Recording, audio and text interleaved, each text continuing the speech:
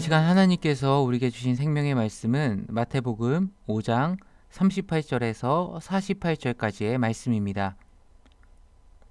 제가 하나님의 말씀을 받들어 봉독하겠습니다. 또 눈은 눈으로 이는 이로 갚으라 하였다는 것을 너희가 들었으나 나는 너희에게 이르노니 악한 자를 대적하지 말라. 누구든지 내 오른편 뺨을 치거든 왼편도 돌려대며 또 너를 고발하여 속옷을 가지고자 하는 자에게 겉옷까지도 가지게 하며 또 누구든지 너로 억지로 오리를 가게 하거든 그 사람과 심리를 동행하고 내게 구하는 자에게 주며 내게 꾸고자 하는 자에게 거절하지 말라. 또 내 이웃을 사랑하고 내 원수를 미워하라 하였다는 것을 너희가 들었으나 나는 너희에게 이르노니 너희 원수를 사랑하며 너희를 박해하는 자를 위하여 기도하라. 이같이 한즉 하늘에 계신 너희 아버지의 아들이 되리니 이는 하나님이 그 해를 악인과 선인에게 비추시며 비를 의로운 자와 불의한 자에게 내려주심이라. 너희가 너희를 사랑하는 자에게 사랑하면 무슨 상이 있으리요? 세리도 이같이 아니하느냐?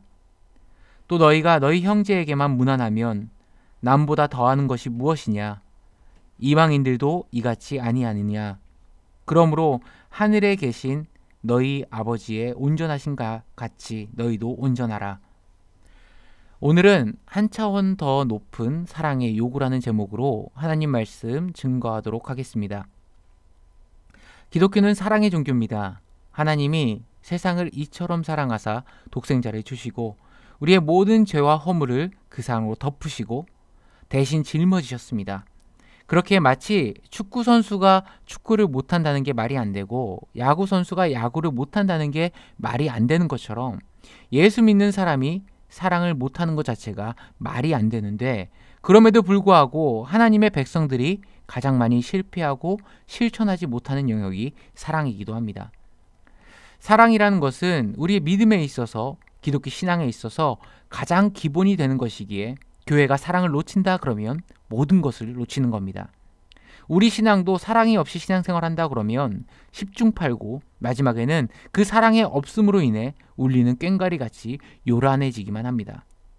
그만큼 우리의 신앙에 있어서 이 사랑이란 필수 불가결한 요소라고 할 수 있는데 오늘 마태복음 5장 산상수훈의 말씀을 통해 하나님께서는 우리에게 요구하시는 사랑의 내용이 무엇인지 오늘 우리가 함께 살펴보고자 합니다. 하나님께서 요구하신 사랑은 바로 오늘 제목과 같이 한 차원 높은 우리의 수준을 뛰어넘는 사랑입니다. 우리가 상상하는 수준의 사랑보다 더 큰 사랑을 요구하십니다. 우리는 보통 형제를 사랑하라, 자매를 사랑하라, 자기 자신에게 유익을 주는 사람을 사랑하자 이런 유의 내용이 다 대부분이라고 생각합니다. 가까이서 지내기 좋을 사람들을 사랑하는 거 솔직히 어렵지 않습니다. 나를 잘해주는 사람, 나에게 도움이 되는 사람 사랑하는 거 어렵지 않습니다. 그거는 장년이 아니고 어른이 아니어도 초등학생들도 할 수 있는 겁니다. 또 싫어하는 사람 멀리하고 싶은 거 누구나 인지상정 아닙니까? 누가 싫어하는 사람과 함께 시간을 보내고 싶어하는 사람 있겠습니까? 하지만 이것이 하나님이 우리에게 원하는 사랑의 기준이라면 그대로 하는 건 전혀 어려울 것이 없습니다. 그냥 내 마음이 가는 대로 하면 되고 좋으면 만나고 싫으면 근처에 안 가면 되고 그런데 하나님께서 우리에게 원하시는 그 사랑은 일반적으로 우리가 행할 수 있는 사랑의 수준을 뛰어넘습니다. 오늘 5장 46절에 보니까 너희가 너희를 사랑하는 자를 사랑하면 무슨 상이 있으리요? 세리도 이같이 아니하느냐? 세리는 가장 보편적인 죄인을 지칭하는 단어입니다.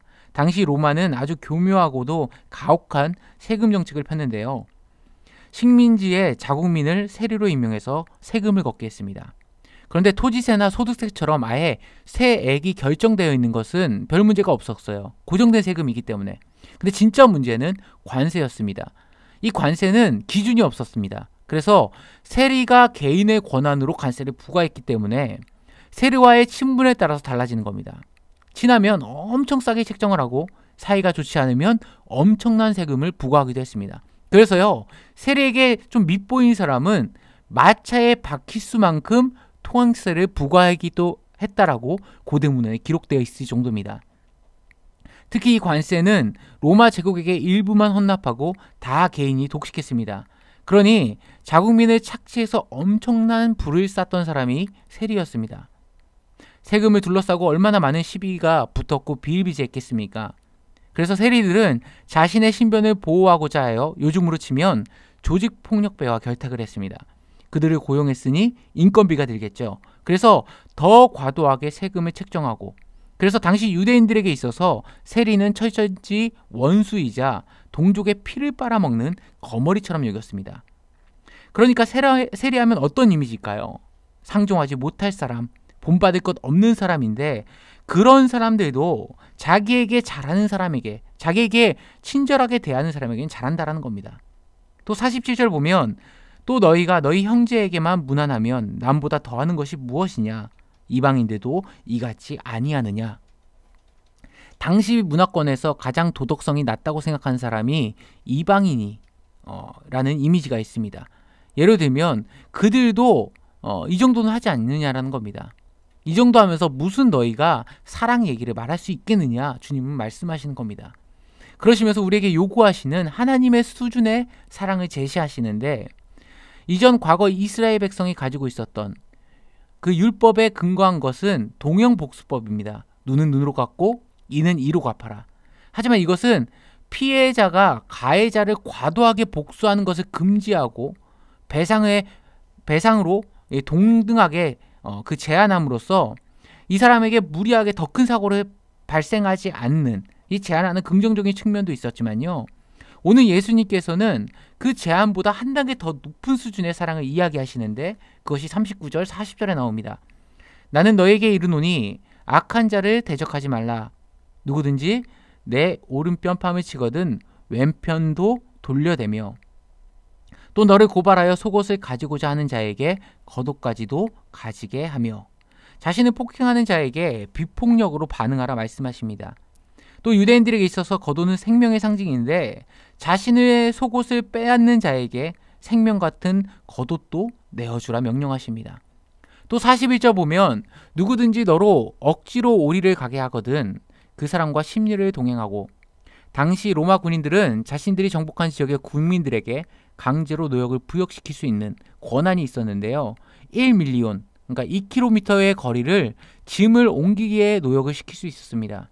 그래서 예수님이 십자가에 달리시던 날 구레노의 시몬에게 십자가를 지게 했던 것도 이런 법이 있었기 때문에 가능했던 겁니다. 하지만 이것이 피종목민들에게 한 심한 착취나 강제 노역이 되지 않도록 그것을 제한했었는데요, 그 제한한 거리가 2km입니다. 그런데 오늘은 예수님께서 뭘 얘기하시냐? 심리 4km를 함께 걸어가라 이야기하시는 겁니다. 이게 끝이 아니죠. 오늘 43절과 44절을 보시면, 또 내 이웃을 사랑하고 내 원수를 미워하라 하였다는 것을 너희가 들었으나 나는 너희에게 이르노니 너희 원수를 사랑하며 너희를 박해하는 자를 위하여 기도하라. 원수를 사랑할 뿐 아니라 박해하고 나를 괴롭히는 자를 위해 기도하라 말씀하십니다. 현대인들을 표현하는 말 가운데 가장 많이 듣는 말이 뭐죠? 철저한 개인주의입니다. 철저한 개인주의란 말로 포장해서 굉장히 좋아 보이는 것처럼 보이지만, 성경적으로 표현하면 뭔지 아십니까? 사랑이 없이 살더라입니다. 지금 하나님은 단순히 우리가 죄를 짓지 않는다는 것에 만족하고 머무는 것이 아니라 한 단계 더 나아가 하나님의 사랑을 그들에게 제시하며 실천하는 삶으로 나아가라 말씀하시는 겁니다. 그러면서 기준을 주시죠. 48절 보시면, 그러므로 하늘에 계신 너희 아버지의 온전하심과 같이 너희도 온전하라. 기준이 누구예요? 우리 아버지의 온전하심과 같이. 그리고 오늘 5장에서 제시한 그 사랑의 모습을 우리 주님께서는 결국 몸소 보여주셨습니다. 자신에게 침뱉고 모욕하며 뺨을 치시는 그 로마 군인에게 뺨을 맞으시고, 제비를 뽑아 겉옷과 속옷을 로마 병사들이 취하였으며, 마지막 순간까지 아버지여 그들의 죄를 사하여 달라고 자신의 못 박는 그들을 사랑하시고 기도하셨습니다. 그리고 반드시 우리는 그 예수님이 걸어가셨던 그 사랑의 길을 우리 역시도 걸어가야 된다는 것입니다. 그게 바로 우리 성도의 인생이라는 겁니다. 그래서 사도 요한은 요한 1서에서 이렇게 요약합니다. 3장 16절에 보시면, 그가 우리를 위하여 목숨을 버리셨으니 우리가 이로써 사랑을 알고 이전까지는 사랑에 대해서 많이 듣기는 했지만 그것이 무엇인지를 몰랐습니다. 그런데 예수님의 십자가를 통해서 하나님께서는 참된 사랑이 무엇인지를 우리에게 알게 해주셨다는 겁니다. 그러면서 뭐라고 말씀하십니까? 우리도 형제들을 위하여 목숨을 버리는 것이 마땅하니라. 오늘 말씀을 정리하도록 하겠습니다. 우리 하나님은 온전하심을 우리에게 보여주셨고 그 온전하심의 기준이 우리의 기준입니다. 그리고 우리는 그 하나님의 온전하신 사랑을 경험한 사람들입니다. 그렇기에 나의 유익과 나의 즐거움만을 위해서 나에게 잘해주는 사람만을 나의 사랑의 대상으로 품는 것이 아니라 우리 주님이 보여주신 그 사랑처럼 세상에 말하는 그 사랑의 기준보다 한 단계 더 넓고 더 깊고 더 높은 차원의 사랑으로 나아가는 우리 성도님들의 하루가 되시길 간절히 축원합니다. 함께 기도하겠습니다. 사랑이 많으신 하나님 아버지, 오늘도 우리의 삶 가운데 주님의 사랑이 온전히 드러나길 원합니다. 우리에게 하나님의 온전하심을 보여주셨고 그 사랑을 경험한 하나님의 백성들로서 나에게 유익이 되고 나에게 기쁨이 되고 나에게 즐거움이 되는 사람들만 사랑의 대상으로 품는 것이 아니라 때로는 나를 아프게 하는 그 사람마저도, 때로는 나를 눈물 흘리게 하는 그 사람마저도 주님의 사랑으로 용서하고 품을 수 있는 한 단계 더 높고 깊고 높은 사랑의 차원으로 나아가는 주의 백성들 되게 하여 주옵소서.